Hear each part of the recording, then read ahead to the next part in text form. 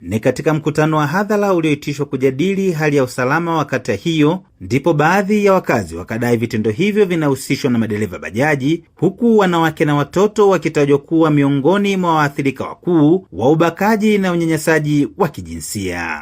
Sisi wakina mama na mabinti na wasichana ndio waathirika wa sehemu kubwa, na ambao ndio tunaopata shida kwenye historia ya kubakwa ni mabinti na wakina mama.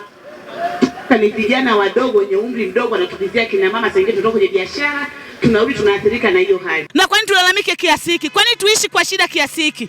Tunaomba vijana wetu, familia, nyinyi ni familia yetu, nyinyi ndio kututetea sisi, nyinyi ndio kutusaidia sisi, tuepukane na hii hali.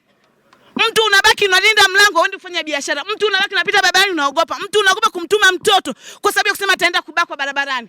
Na pale pamekaa katika ubwerere wa vijana hawataki kufanya kazi, wanabaki kudaki, anafika mgeni kwenda kunywa pombe, si ndio? Anabaki na polala. Lakini ukimwita kwenye kazi hataki. Unamkuta mtu mwingine, msikia? Ndio hivyo kama ninavyosema anavyoongelea hawa, msikia? Sawa, sisi ni watu. Unaenda kuwaita twende kufanya kazi, hawataki. Unakuta umepanda bajaji, unapitilizwa sehemu unayoenda na kufanyiwa kitu ambacho sio kizuri, pia na mabinti wanafanyiwa hicho kitu.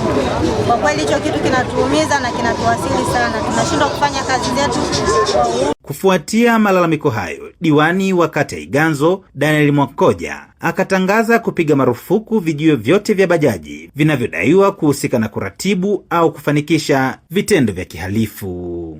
Wananchi wamechoka. Na nyinyi akina mama na wazazi, mama mkane mwanao. Tunataka Iganzo kuwa salama. Kwanza tunataka kuwabaini wanaosababisha sisi kata yetu isiwe salama. Wewe juzi, wiki iliyopita hapa, kuna kijana ametekwa hapo chini Magege. Wamebeba wameenda kumtupa polini kule nyuma kwa mzee, kwenye zizi mzee Rashid. Na nielewa ninachozungumza, wamemfunga yule kijana, wamemtupa kwenye mto huu hapa nyuma kule. Kwa kama mvua ingelinyesha, yule kijana alikuwa anakwenda na maji. Lakini waliofanya hivyo ni vijana wa bajaji. Kamata mama mmoja hapo amechukua hao bajaji, wameenda wamembaka yule mama kule. Haya nikuulize, angekuwa mama yako, angekuwa dada yako, afu hiyo kesi kwa polisi.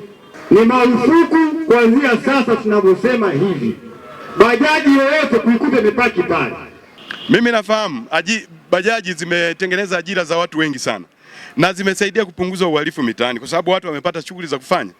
Lakini sasa kumbe mmegeuza sasa bajaji imekuwa ni kitu ambacho kinawawezesha kufanya uhalifu wengine.